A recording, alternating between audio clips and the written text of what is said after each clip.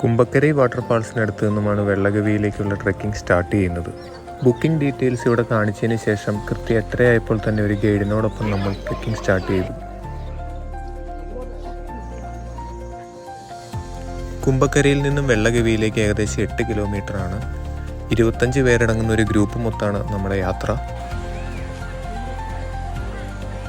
ഏതാണ്ട് 1 കിലോമീറ്റർ നടന്നു കഴിയുമ്പോഴേക്കും തന്നെ കാടിൻ്റെ വന്യതയിലേക്ക് നമ്മൾ പ്രവേശിക്കും.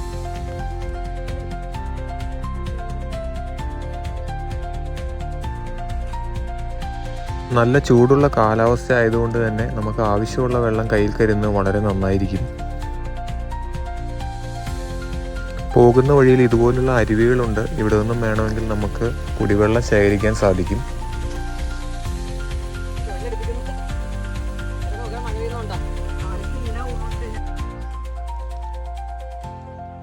ഇതുപോലെയുള്ള വലിയ മരങ്ങളും അതിൻ്റെ വേരുകളും പോകുന്ന വഴിയിലുടനീളം നമുക്ക് കാണാം.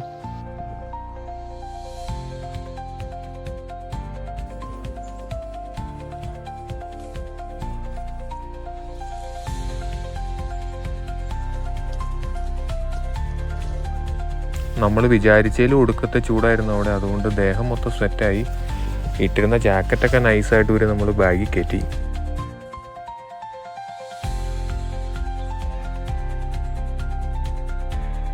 അത്യാവശ്യം സ്റ്റീപ്പായിട്ടുള്ള കയറ്റങ്ങളാണ്.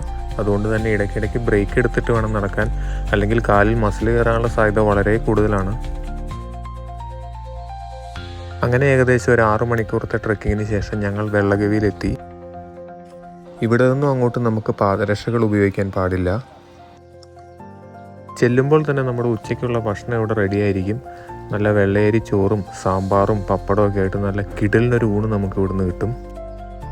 ഊണൊക്കെ കഴിഞ്ഞ് ഞങ്ങൾ പയ്യെ വെള്ളഗവി എന്ന് പറയുന്ന ഈ ഗ്രാമം ഒന്ന് ചുറ്റിക്കാണാൻ ഇറങ്ങി. തമിഴ്നാട്ടിലെ പഴനി ഹിൽസിനുള്ളിൽ സ്ഥിതി ചെയ്യുന്ന നൂറ്റാണ്ടുകൾ പഴക്കമുള്ള ഗ്രാമമാണ് വെള്ളഗവി.